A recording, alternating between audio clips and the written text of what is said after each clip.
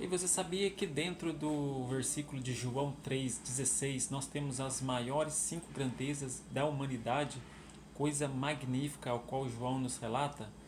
Porque quando a gente fala em João 3,16, nós temos o texto áureo de toda a Bíblia, onde toda a Bíblia se resume neste único versículo. Porque se a gente pegar toda a Bíblia, a gente vai ver que este versículo já é o suficiente. João 3,16 que nos diz: E Deus amou o mundo de tal maneira que deu o seu Filho unigênito para que todo aquele que nele crê não pereça, mas tenha a vida eterna. E onde estão as 5 grandezas?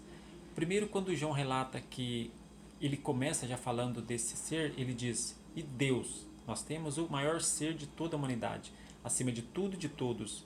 E Deus amou, e nós temos o maior sentimento da humanidade, amou, ele simplesmente não se apaixonou por nós, porque a paixão é algo passageiro, mas o amor é imensurável, um amor que não se mede, não tem medidas, e ele amou sem ser amado, ou seja, nós temos o maior sentimento da humanidade.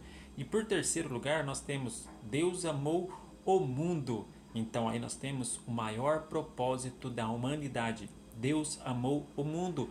De tal maneira, nós temos a quarto maior nível da humanidade. Esta é a quarta maior grandeza, o maior nível.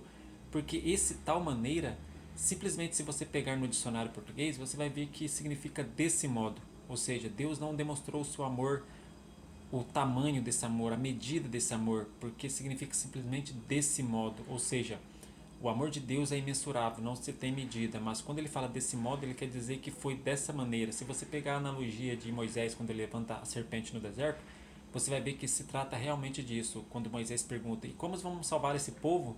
E Deus responde: Desse modo, erga a serpente para que todos olhem para ela e sejam salvos. Ou seja, o Jesus, quando foi levantado na cruz, todos que olharem para ele serão salvos. Então foi desse modo, dessa maneira.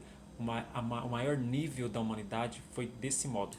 E por quinto e último lugar, quando ele fala: Deus amou o mundo de tal maneira que deu o seu Filho unigênito, ou seja, a maior atitude da humanidade. Esta é a quinta grandeza que nós temos em João 3,16.